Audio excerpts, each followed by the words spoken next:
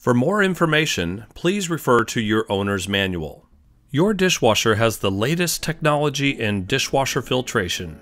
The filter system consists of two parts, an upper filter assembly and a lower filter.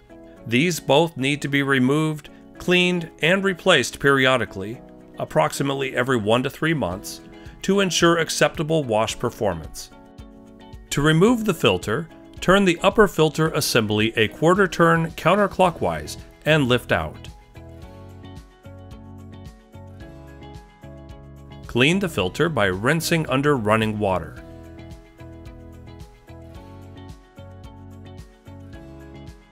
To put the filter back in, place the lower filter under the locating tabs in the bottom of the dishwasher so the round opening for the upper filter assembly lines up with the round opening in the bottom of the tub. Then, insert the upper filter assembly into the circular opening in the lower filter. Slowly rotate the filter clockwise until it drops into place.